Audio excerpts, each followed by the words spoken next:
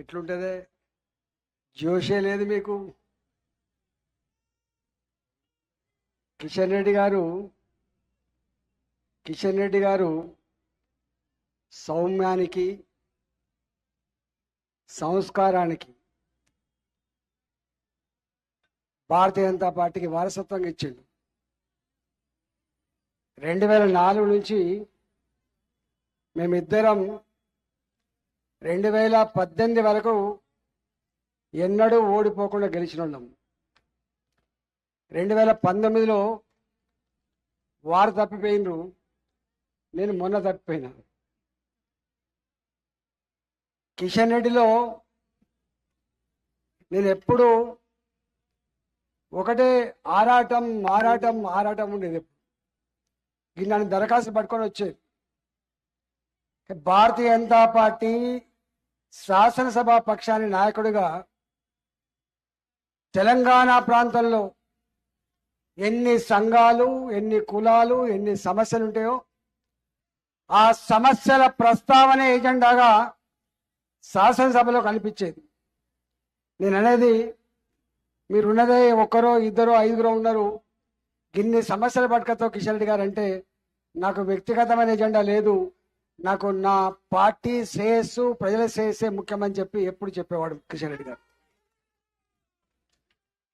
నిన్న వారు కేంద్ర మంత్రి అయిన తర్వాత నేను చేసిన విజయాలని చెప్పి నిన్న వారు చెప్పుకుంటుంటే నాకు కొంచెం బాధ అనిపించింది. తెలంగాణ, అందులో సికింద్రాబాద్ చైతన్యానికి మారుపేరుగా ఉండే సికింద్రాబాద్లో మేధా సంపత్తి కొదవలేదు. సికింద్రాబాద్లో ఏం జరుగుతుందో కేంద్ర ప్రభుత్వ పక్షాన, రాష్ట్ర ప్రభుత్వ పక్షాన ఏం జరుగుతుందో అన్నిట్లో అవగాహన ఉన్న వాళ్ళకి మళ్ళీ కిషన్ రెడ్డి గారు నేను సాధించిన విజయాలని చెప్పి ఏకరువు పెట్టేటువంటి ఆస్కారం లేదని నేను భావిస్తున్నా.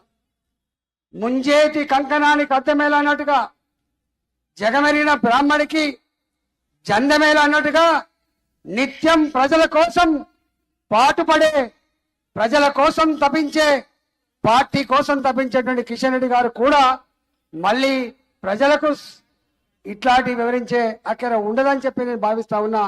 అదంతా నాయకులుగా, కార్యకర్తలుగా, సమాజ శ్రేయస్సు కోరే విజ్ఞులుగా ప్రజల వద్దకు తీసుకుపోయే బాధ్యత మీ చేతుల్లో ఉంది, మీ భుజాల మీద ఉందని చెప్పి ఈ సందర్భంగా నేను మనవి చేస్తా ఉన్నా. నాకు 3 సంవత్సరాలుగా అతి దగ్గర చూసే అవకాశం వచ్చింది. నేను వారిని ఎప్పుడు అంటా, ఇంత టెన్షన్తో మనిషి కొనసాగకూడదు కిషన్ రెడ్డి గారు, క్వాలిటీ డిసిషన్స్ క్వాలిటీ వరకు చేయలేము. రాత్రిపూట 12 గంటల దాకా మళ్ళా మీటింగ్ లో ఉన్నావు, మళ్ళీ 1 గంటకు ఫ్లైట్ లో వస్తున్నావు, మళ్ళీ 6 గంటకే పోతా ఉన్నావు, ఎన్ని సంవత్సరాలు పనిచేస్తామని చెప్పి కిషన్ రెడ్డి గారు సికింద్రాబాద్ అభివృద్ధి మాత్రమే కాదు, కిషన్ రెడ్డి గారు భారతీయ సంస్కృతి, భారతీయ సాంప్రదాయం, భారతీయ విశ్వాసాన్ని నరేంద్ర మోడీ గారు నీ భుజాల మీద పెడుతున్న కిషన్ రెడ్డి గారు అంటే దేశవ్యాప్తంగా భారతీయ సంస్కృతి సాంప్రదాయాన్ని సమున్నతంగా నిలిపిన వ్యక్తి కిషన్ రెడ్డి గారు అనే విషయం మీరు మర్చిపోకండి. ఒకనాడు 7 సిస్టర్ స్టేట్స్,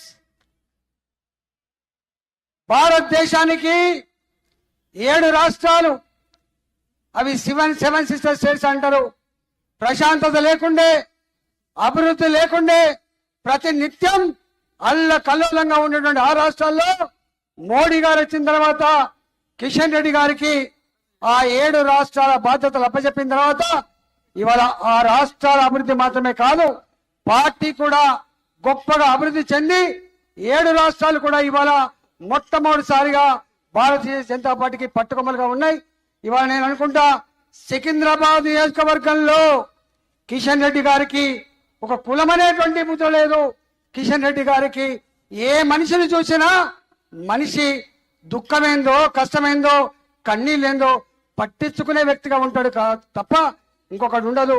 నాకు తెలిసి మోడీ గారు సబ్కా సాత్ సబ్కా వికాస్ అనే నినాదం ఇవాళ వచ్చింది. కానీ కిషన్ రెడ్డి గారిని అంబేర్పేటలో గెలిచిన తర్వాత అనుకున్నాం కిషన్ రెడ్డి గారికి ఒక మతమనే రంగు లేదు, కిషన్ రెడ్డి గారికి ఒక కులమనే రంగు లేదు, కిషన్ రెడ్డి గారికి మనుషులు మానవత్వం అనేటువంటి ఫిలాసఫీ వంట పట్టించుకోవాలని చెప్పి మేము ఎప్పుడు చెప్పుకునే వాళ్ళం. ఇవాళ సికింద్రాబాద్ పార్లమెంట్ లో కూడా అన్ని వర్గాల ప్రజానికం కూడా కిషన్ రెడ్డి గారు చేసినటువంటి సేవలకి వారు మన గౌరవాన్ని ప్రతిష్టను పెంచిన దానికి మరోసారి అది వారికి ఆశ్రయించి గొప్ప మెజారిటీతో సికింద్రాబాద్ ప్రజానికం గెలిపించాలని చెప్పి ఈ సందర్భంగా వేడుకుంటూ ప్రజాస్వామ్యాన్ని, ధర్మాన్ని, న్యాయాన్ని ప్రజల కోసం తప్పించినటువంటి కిషన్ రెడ్డి గారికి ఆశ్రయించాలని చెప్పి కోరుకుంటూ సెలవు తీసుకున్న భారత్ మాతాకి నరేంద్ర మోడీ గారి నాయకత్వం.